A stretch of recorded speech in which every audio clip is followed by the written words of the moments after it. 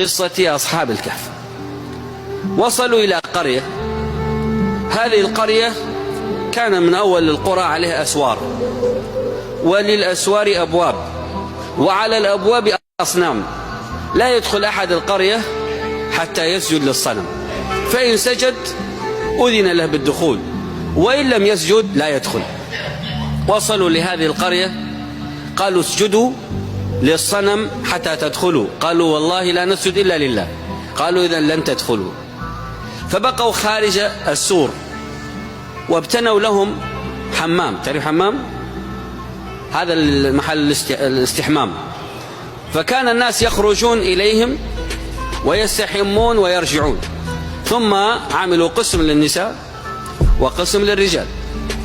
وذات يوم خرج ابن ملك هذه القرية ومعه امرأة أخذها من الشارع ليست زوجة له، وجاءوا لمكان الاستحمام، فقال لهم هؤلاء الشباب هنا الرجال وهنا النساء، الاختلاط ممنوع.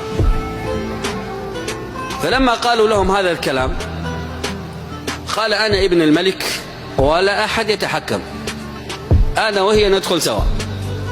فدخلوا سوا، فدعا عليهم أحد الشباب قال اللهم قد عصوك فافعل فيهم ما شئت، فأهلكهم الله. مات ولد الملك هذا والمرأة التي معه. وصل الخبر لمن؟ للملك. فالجماعة خافوا ففروا، وهم فارين مع المساء وجدوا راعي غنم كان يأتيهم فيتعلم منهم التوحيد، قالوا والله لا أترككم. إذن كم كان عددهم وقتئذ؟ إن كانوا 2 فالراعي الثالث، وإن كانوا 4 فالراعي الخامس، وإن كانوا 6 فالراعي 7، والعدد هو الأخير. فمشوا ومشى معهم الراعي وبقيت الغنم والكلب.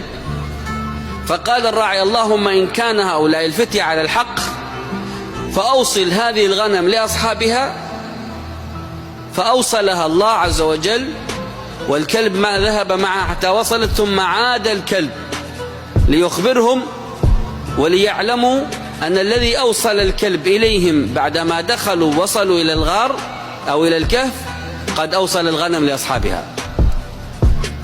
هذه القصة الأولى والرواية الأولى في قصة أصحاب الكهف. الرواية الثانية أن أصحاب الكهف فتية من خيرة شباب القوم، يعني أبناء أثرياء، أبوه وزير وأبوه الثاني أمير وأبوه الثالث ملك، يعني فتية من خيرة أبناء المجتمع. لكن هداهم الله، وكان لهؤلاء عيد شركي يخرجون من قريتهم إلى الأصنام خارج القرية كما كان يفعل أهل العراق. فلما خرجوا هؤلاء الفتية اعتزلوا هؤلاء المحتفلون بالشرك،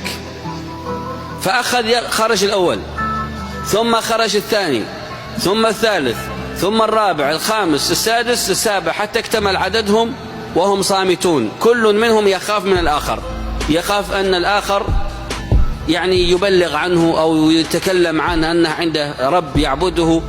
فلما اجتمعوا خارج هؤلاء المشركون تكلموا، قالوا تعالوا نحن الآن كل منا يقول لماذا خرج، لماذا تركنا. فاتفقت كلمتهم على أنهم لا يرضون بالله، لا يرضون بشريك مع الله، إنهم فتية آمنوا بربهم وزدناهم هدى وربطنا على قلوبهم إذ قاموا فقالوا ربنا رب السماوات والأرض لن ندعو من دونه إلها لقد قلنا إذا شططا. فلما اجتمعوا قالوا إذن نحن الآن تحت المراقبة، إن رجعنا إلى قومنا إما أن يرجموننا وإما أن يعيدوننا في الشرك، ماذا نفعل؟ قالوا ندعو الله.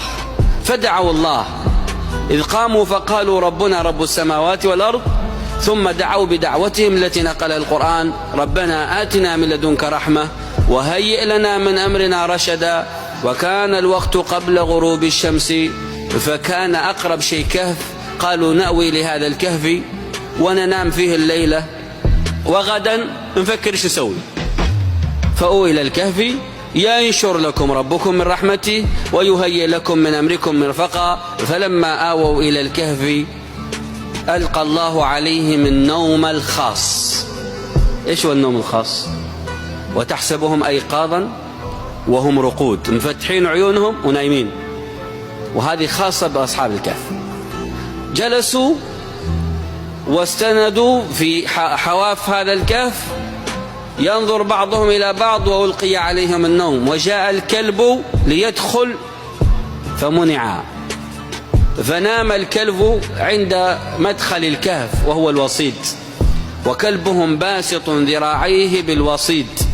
لو اطلعت عليهم لا وليت منهم فرارا، اشكال تخوف، ولملئت منهم رعبا. لما وقع هذا الأمر أنزل الله عليهم ملائكة خاصة لحمايتهم وحفظهم وتقليبهم على جنباتهم، ونقلبهم ذات اليمين الجنب الأيمن وذات الشمال الجنب الأيسر، وكلبهم باسط ذراعيه بالوصيد. لو اطلعت عليهم لوليت منهم فرارا ولملئت منهم رعبا. هذا واقعهم في الكهف الذي ملئ رحمة. هذا الكهف بالنسبة لهم أحب من القصور التي كانوا يسكنون فيها.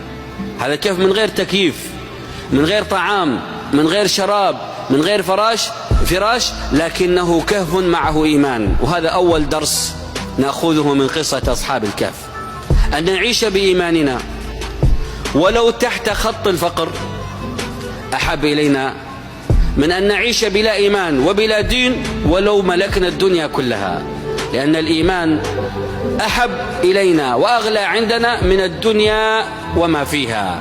ولذلك النبي صلى الله عليه وسلم خير بين أن يكون عبدا رسولا وأن يموت يلقى الله، وبين أن يكون ملكا رسولا مخلدا في الدنيا ويعطى الخلد، فاختار الأولى، أن يكون عبدا رسولا وينتقل إلى الله عز وجل، يموت كما يموت الناس ولا يخلد، واختار الرفيق الأعلى.